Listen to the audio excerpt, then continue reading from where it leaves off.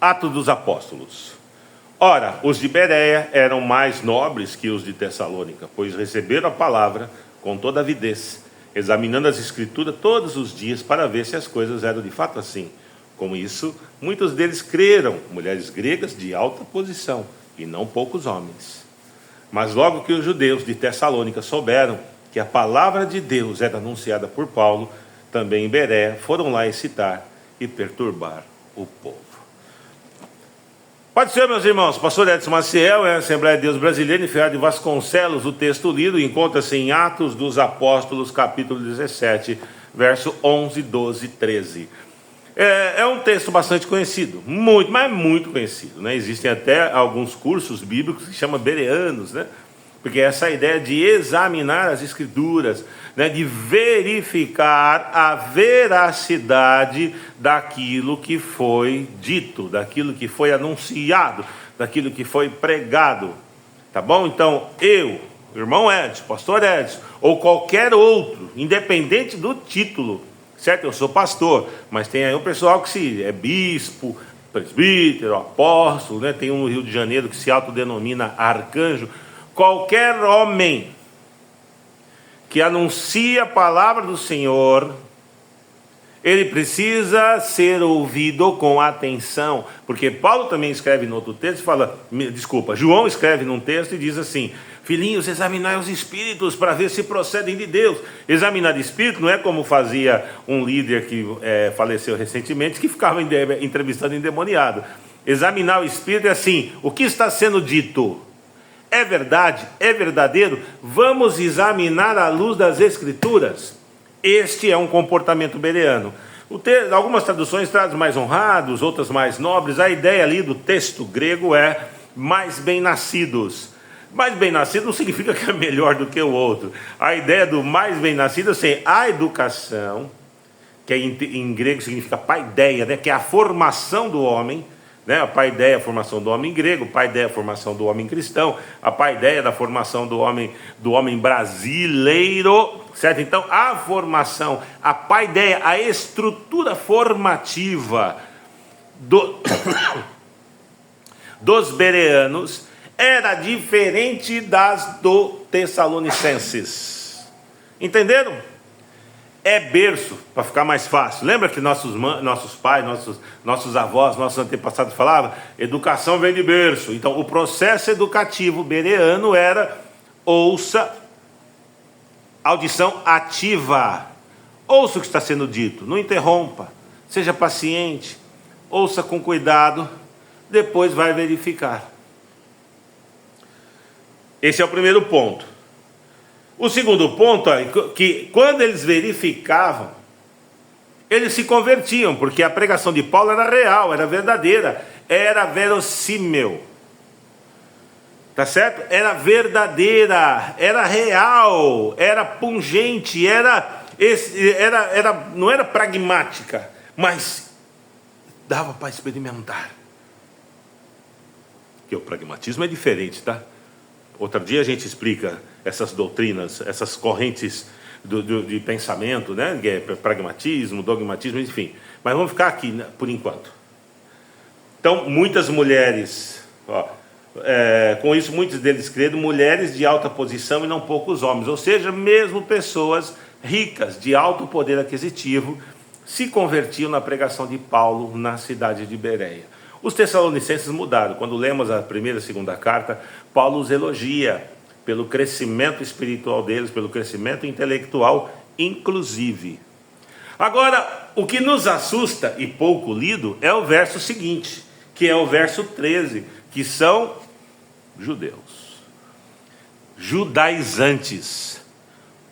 Mas logo que os judeus de Tessalônica, lá, que ficava alienando os tessalonicenses, souberam que a palavra de Deus, por intermédio de Paulo, estava sendo pregada em Bereia, foram lá para excitar e perturbar o povo. Excitar significa colocar falsas mensagens. O equivalente hoje é a fake news. Satanás fez isso no deserto. E com sucesso. Com sucesso. Ele fala assim, não foi assim. Ele fala para Eva. E o marido dela do lado, tá? O Adão estava junto ali, não vamos inocentá-lo. Não foi assim que Deus disse? Não comerá nenhuma árvore do jardim? Eva, não, pô, ele não disse isso não. Deu conversa, deu ideia para o maldito, deu ideia para a serpente, deu ideia para o infeliz, deu ideia para o anjo decaído.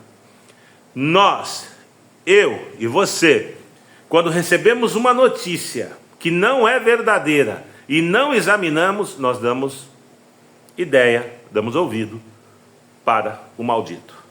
Porque todo fofoqueiro, certo? Eu não digo irmão incauto, existem pessoas que são incautas, né? Que incautas, que... ela recebe e repassa, isso é um irmão incauto. Mas aquele que cria esta mensagem, este está a serviço de Satanás, este está a serviço do maligno, este é do mal, este é o equivalente a esse judaizante que excita o povo, que perturba. Nós vimos isso no último pleito para o cargo majoritário do Brasil, que teve de falsos crentes, falsos profetas, profetizando a vitória daquele que fazia as pessoas comer lixo, né? Não que esse aí seja excelente, esse aí é bom, não é excelente, certo? Ele é bom, razoável, de razoável para bom, só isso. Mas o outro era péssimo, né? Não vamos discutir se quem é mais bonito, quem é mais feio, se tem 10 dedos, se tem 9 dedos. Isso eu deixo para esses que têm político, que são fãs de político, que tem político de estimação. Eu, irmão Edson, não. Eu escolho o menos pior, aquele que trabalha em prol de políticas públicas, políticas sociais. Reconheço a falha desse e daquele, porque eu não sou bobo, né? Eu não nasci ontem, né? Eu sei ler. Meus irmãos, vamos ler a Bíblia, em nome de Jesus. Vamos ler a Bíblia em nome de Jesus. A coisa mais simples do mundo é o texto bíblico. Já disse N vezes, e vou repetir mais uma vez, só tem duas coisas que basicamente são impossíveis de interpretação. As demais são difíceis. O que é impossível? Determinar o final dos tempos. Porque as profecias apocalípticas, elas dependem de fatos históricos. E quando acontecerá? Não faço ideia. Então, impossível eu conseguir definir, dizer quando o anticristo vai estar. Tem um monte de gente bobão aí, dizendo que o anticristo está aí. Já diziam isso nos anos 80, diziam nos anos 90, já diziam no início dos anos 2000 e continua. E tem um monte de gente que corre atrás, correndo atrás desse tipo de gente. Marca da besta, já foi o cartão de crédito, o que mais? Já foi o código de barras, e um monte de coisa. Não dá para saber. A outra coisa é milagre, não dá para explicar milagre. O homem dá a mão mirrada, então Jesus fala, estica a mão, que mão? Não tem? Estica o braço, que braço? Não tem braço. E Jesus faz nascer o braço. Então essas coisas são inexplicáveis. O que é difícil explicar? São eventos históricos já acontecidos. Por que é difícil explicar, irmão Edson? Porque eu preciso estudar, eu preciso ler, eu preciso sentar na cadeira, pegar um livro, bom livro, tá? Pegar livros de história da igreja, história geral, história da igreja, história do mundo. Olha, nossa, como era. É difícil, mas não é impossível. O comportamento bereano é este, de ler as escrituras, examinar as escrituras, e ver se é real. E quando eu, irmão Edson, falar, vamos ver se é real, tá bom? Ou então você pode continuar seguindo a sua vida, você é livre. Eu costumo dizer para todos aqueles que querem ouvir, que o livre-arbítrio é uma bênção. No final eu não sei, mas hoje ele é uma bênção. Ele me dá a opção, eu posso ou não quero. A não ser que eu tenha um problema na psique, né? Me falte algum hormônio e tal, né? Tenho dificuldade de aprendizagem. Isso aí precisa procurar um profissional. Pode ser resolvido por oração? Pode. Então procura um profissional, um psicopedagogo, um neuropsicólogo, e se resolve também, ele vai ajudar, né?